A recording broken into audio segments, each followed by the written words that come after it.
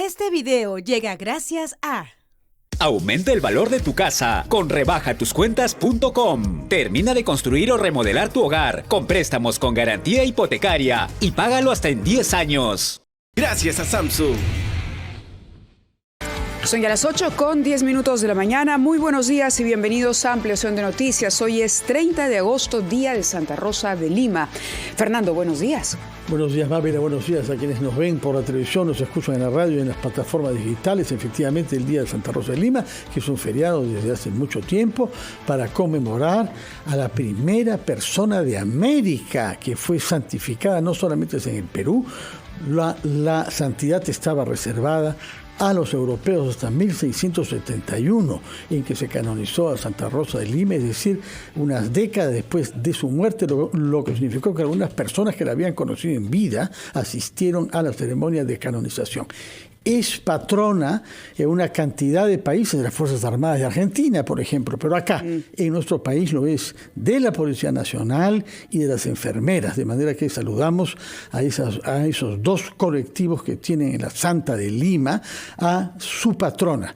Es una vida sobre la que no conocemos mucho, vivió solo 31 años, nació en Lima, vivió gran parte de su vida en Canta y luego se dedicó a obras de caridad y a cosas contemplativas, de manera que nuestro homenaje a todos los que creen en esa devoción y lo expresan yendo a ver la calavera de la Santa que está en la iglesia de Santo Domingo y al Pozo de los Deseos, donde se siguen recibiendo cartas escritas al mismo tiempo que numerosas cartas digitales. Y bueno, hoy más que nunca la fe es muy importante en nuestro país, la necesitamos de hecho. Vamos a empezar el programa, vamos a hablar más adelante de lo que ha sido la nueva proyección para el crecimiento económico, que no es precisamente el mejor, pero nos conectamos a esta hora con la cabina de RPP Trujillo, donde se encuentra nuestro compañero Carlos González. Él está acompañado por el congresista Diego Bazán Calderón, quien es el nuevo presidente de la Comisión de Ética del Congreso para el periodo 2023-2025. Tengo entendido aquí. Adelante, Carlos, te escuchamos. Mávila, Fernando, muy buenos días a todo el Perú. En efecto, nos encontramos en la cabina de RPP Trujillo con el congresista liberteño Diego Bazán Calderón, nuevo presidente de la Comisión de Ética del Congreso de la República para el periodo 2023-2025. Es importante, Mávila, Fernando, conocer cuál será el rumbo que va a tomar la Comisión de Ética a estas alturas, ¿no? Donde hay denuncias, cuestionamientos contra parlamentarios y por lo tanto es una de las comisiones más importantes en el Congreso. Congresista Diego Bazán, muy buenos días, bienvenido a RPP. Muy buenos días, Carlos, como siempre un gusto estar con ustedes y bueno, en primer lugar saludar a la Policía Nacional del Perú por el día de su patrón de Santa Rosa en Lima y también por supuesto nuestras enfermeras de todo el país que hacen un arduo trabajo. Sí, congresista, la primera consulta. ¿Ya se tienen delineadas las ideas centrales de su plan de trabajo al frente de la Comisión de Ética, considerando por la información que tenemos que ya se ha reunido con los técnicos de esta comisión? Sí, correcto. Ayer empezamos, apenas ya fui elegido presidente de la Comisión de Ética, me reuní con el equipo técnico y delimitamos los casos más importantes y emblemáticos. En un inicio yo dije que todos los casos deberían verse por orden de prioridad.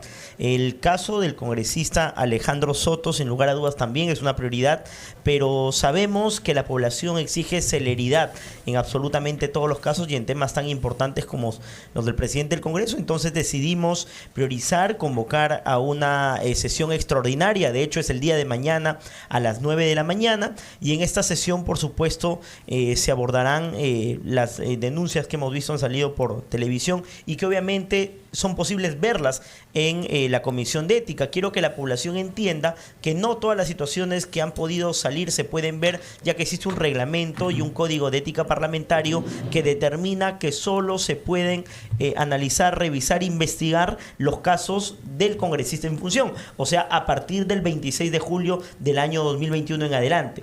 Los casos que fueron antes de no se podrían revisar. Sí, congresista, en unos segundos vamos a ir a una pausa para luego regresar con la participación de Mávila Huertas y Fernando, pero quería consultarle brevemente, ¿se puede garantizar, congresista Diego Bazán, que la Comisión de Ética no va a blindar a parlamentarios involucrados en denuncias? Sí, perdóneme que se lo diga, pero aquella frase, ¿no? Otorongo no come otorongo, ¿va a formar parte del pasado en la Comisión de Ética que usted dirige ahora? Bueno, yo tengo la confianza que vamos a luchar hasta el final para que los congresistas realmente sean consecuentes y objetivos.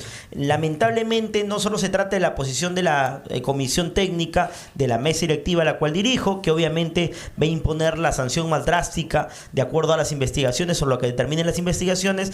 La comisión se rige a los votos. Yo espero que realmente las bancadas no tengan la intención de blindar absolutamente a nadie, permitan que la votación pase al pleno y finalmente el pleno determine la sanción, y recordar también que la sanción más alta que da la Comisión de Ética es 120 días.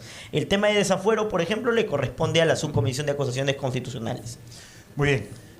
Congresista, vámonos a una pausa, vamos a escuchar a los anunciantes de RPP y luego vamos a regresar para las consultas con Fernando Carballo y Mávila Huertas. Pausa y volvemos. 8 de la mañana con 21 minutos, estamos en ampliación de noticias. Mi nombre es Carlos González, estoy en la cabina de RPP Trujillo, acompañado de el congresista Diego Bazán Calderón, nuevo presidente de la Comisión de Ética del Congreso de la República, dialogando sobre las expectativas, ¿no?, al frente de esta importante comisión en el Parlamento. Y también estamos conectados a la señal nacional con Mávila Huertas y Fernando Carballo, a quienes ahora vamos a dar el pase para las consultas que tengan a bien realizarlas al congresista Diego Bazán. Adelante, compañeros.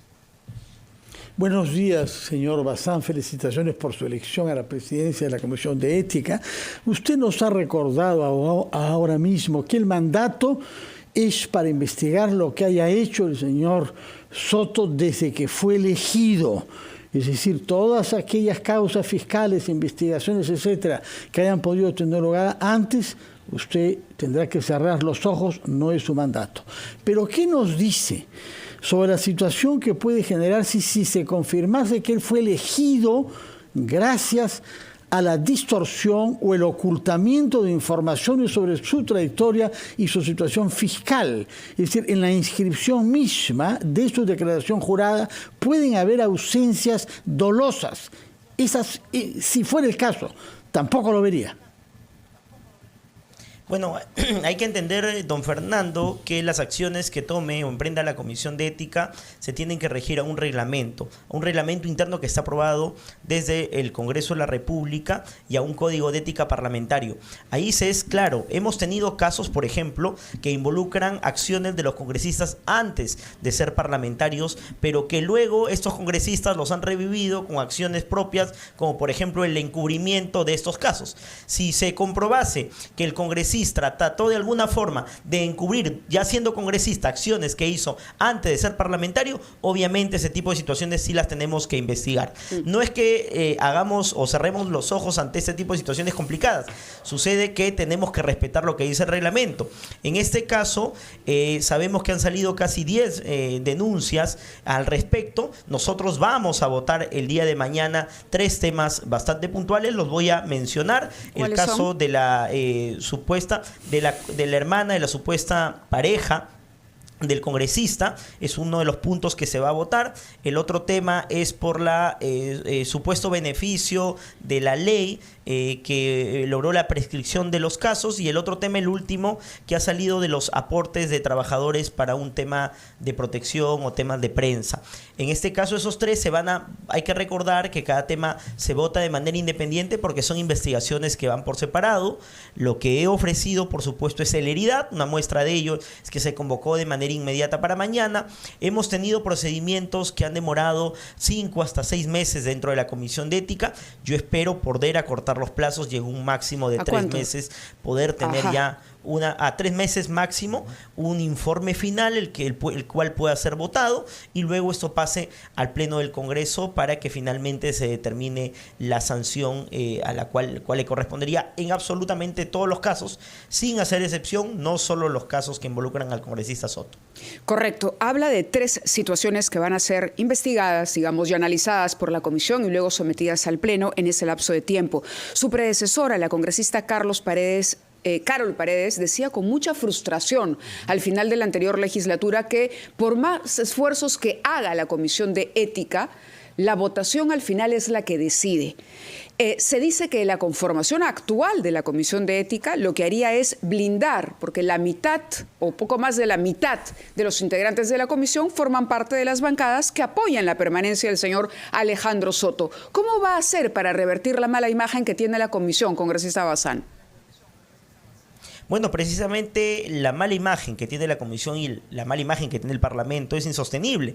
Yo creo que acá los congresistas, y he conversado con varios de los miembros de la Comisión de Ética, han sostenido la buena voluntad que tienen de obviamente limpiar la imagen del Parlamento, desterrar esa falsa percepción de espíritu de cuerpo que se tiene sobre una comisión y sobre el Parlamento. Creo yo que van a ser consecuentes con sus votos, van a ser objetivos. Finalmente, no solo es 1, 2, 3 casos, sino casi 11 casos los que tenemos pendientes, y obviamente exigir que todos vayan lo antes posible a votación.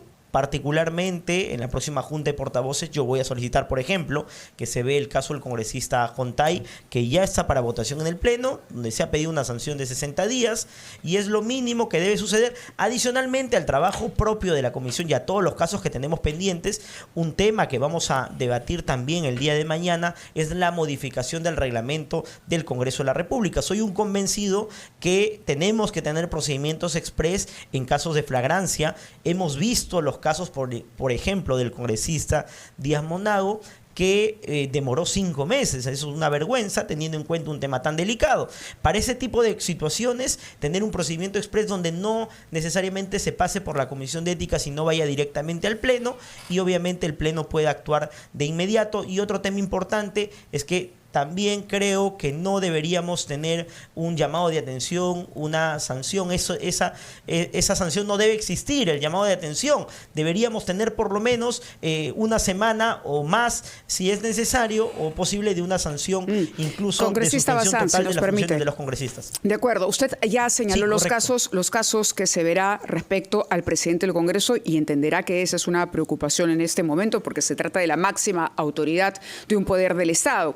En esos casos, ¿cuál es la sanción que podría recibir el congresista Soto? No se trata solo del congresista Soto, yo no podría adelantar posición. Correcto, pero usted ha mencionado 3 casos. El caso de la hermana de la supuesta pareja es uno. El otro es el supuesto beneficio por acogerse a una ley por la cual votó el congresista Soto, la ley de la prescripción, denominada ahora o conocida como Ley Soto. Y lo tercero es la situación de los trabajadores que habrían actuado como promotores digitales, publicistas digitales, pero que trabajan en el despacho del congresista.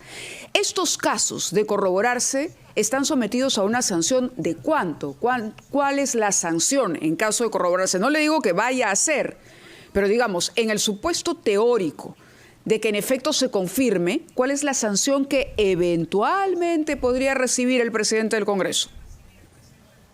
Bueno, en el supuesto, por esas faltas, ahora el congresista se está sometiendo a un proceso indagatorio primero, luego una investigación, luego audiencias en donde por supuesto lo tendremos que tener sentado en la comisión, pero hay que entender, en cualquiera de los casos la máxima sanción que entrega la Comisión de Ética son 120 días. No, vamos a investigar, no podría adelantar cuál es el máximo porque cada caso se tiene que investigar. No puedo ser ligero en decir a esto se podría someter. Pero ¿qué dice el reglamento del Congreso, por ejemplo, sobre un caso evidente de nepotismo? No estoy hablando del caso Soto, pero en el caso, por ejemplo, de un congresista que contrate a la hermana de la madre de su hijo, ¿cuál es la sanción?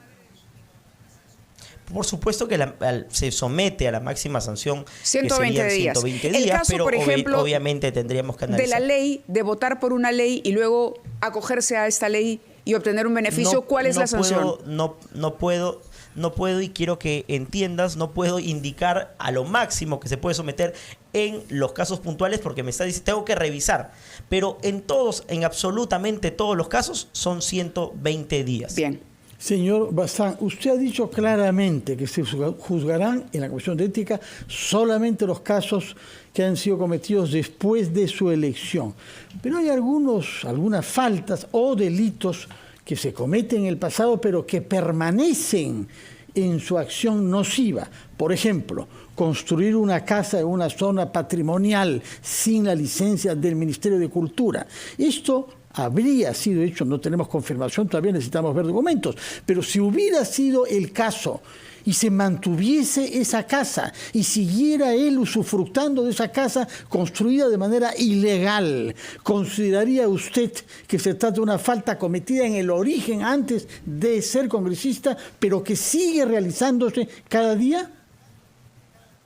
Bueno, todas estas situaciones definitivamente las tenemos que comprobar. Definitivamente se tiene, o los entes que correspondan, para eso existe el Ministerio Público, la propia municipalidad. Desde acá yo exhorto al Ministerio Público, al Ministerio de Cultura, que hagan su trabajo y que realicen las investigaciones. De demostrarse, lo que va a corresponder es una sanción, un tema administrativo, un tema civil, si hay necesidad de un tema penal, pero no involucra a la Comisión de Ética. Hay que diferenciar, y desde acá yo pido también a la prensa y a la población que entienda que tenemos que diferenciar los casos. Yo sé que involucran directamente al congresista, pero hay muchos casos, por ejemplo, que están judicializados, que ha intervenido el Ministerio Público y que la población y la prensa exigen de que se vean en la Comisión de Ética. La Comisión de Ética lamentablemente no tiene las herramientas que tiene el Ministerio Público para poder investigar y determinar una responsabilidad. Entonces no podemos hacer ese trabajo y hay que diferenciar que vamos por los casos que involucran definitivamente al congresista en temas éticos y que no son necesariamente investigados en un fuero civil. Sí, congresista Diego Bazán, ¿y cuál es su postura respecto a la voluntad de algunos parlamentarios, de sus colegas, de censurar al presidente del Congreso de la República? Bueno, de hecho, la bancada de Avanza País va a tener una posición en bloque, como siempre nos hemos distinguido. Tenemos una reunión el día jueves. En esa reunión se determinará cuál es la posición total de la bancada. Yo particularmente, ayer cuando me preguntaron dije que sí votaría, pero voy a ser en este caso consecuente y voy a votar definitivamente en abstención porque creo que no puedo adelantar posición por un tema que precisamente estamos investigando y ya luego la posición de la bancada también se verá, ¿no? Señor Bazán, vamos a estar permítame. atentos entonces. Sí, adelante, Fernando. Carlos, quería aprovechar que el señor Bazán está en su circunscripción electoral, que es La Libertad, y recordando que él fue elegido a los 30 años, sobre todo porque era una figura social comprometido en la lucha contra la delincuencia. El día de hoy hemos tenido, gracias a Carlos y sus colegas, noticias sobre varios asesinatos que se han cometido ayer en La Libertad. Algunos de ellos de una particular crueldad, en un caso a 3 personas a la vez. Por eso quisiera, por favor, que nos diga una palabra si se están tomando las medidas adecuadas para hacer frente a las nuevas modalidades de la delincuencia que tienen en La Libertad características particulares. Por ejemplo, la extorsión comenzó ahí, mucho antes que en otras regiones del Perú y antes que en Lima, ciertamente, hasta el punto de que ya hace bastante tiempo aparecieron, como usted sabe, escuadrones de la muerte. Y sin embargo, uno de los coroneles que dirigía ese escuadrón fue elegido alcalde de Trujillo. Así que, ¿qué sensación tiene usted sobre los avances o retrocesos que hay en la lucha contra la delincuencia en su circunscripción? Sin lugar a dudas, don Fernando, el tema se está desbordando. Yo vengo denunciando y soy una de las pocas voces que indican que lamentablemente estamos perdiendo el control y la policía también y todos los entes de justicia. Nadie o todos nos ponemos una venda en los ojos cuando hablamos de Trujillo, una ciudad que en algunos años se va a convertir en la Tijuana del Perú porque convivimos a diario. Vemos que la inflación en Trujillo, por ejemplo, es 12%. ¿Producto de qué? De lo que nadie habla, de esa convivencia con el narcotráfico, con la minería ilegal, precisamente con el lavado de activos, que conviven con el crimen organizado y les dan las herramientas al crimen organizado para todo lo que sucede. Acá todo el tema está lamentablemente podrido, el Poder Judicial también, la Policía Nacional no tiene las herramientas, el Ministerio Público también se ve tocado y tenemos que tener acciones en conjunto. Congreso de la República, Poder Judicial y el Ejecutivo tienen que sentarse en Trujillo y Trujillo sin lugar a dudas puede ser el piloto de seguridad ciudadana para contener esta ola delincuencial que vivimos en todo el país. El Ejecutivo congresista pidió potestad legislativa para precisamente normar temas de seguridad ciudadana. ¿Qué tan necesario es esto y en qué situación se encuentra esta solicitud? Bueno, vamos a avanzar lo más que se pueda. Hay que entender que 28 de julio llegó la presidenta, nos dejó. Yo me encargué de revisar absolutamente todo. Voy a apoyar el otorgamiento de facultades, pero tengo 2 observaciones que son fundamentales. Hacer las modificaciones con la Policía de Orden y Seguridad. No jovencitos que salgan del colegio, eso no lo vamos a permitir. Y segundo tema, devolverle a la policía ser el titular de la investigación, creo que hay que tener mucho cuidado. Hoy la policía no es la policía que teníamos hace 20 años. Es una policía distinta y tenemos que tomar las medidas de capacitación antes de devolverle y quitarle el trabajo al Ministerio Público. Muy bien.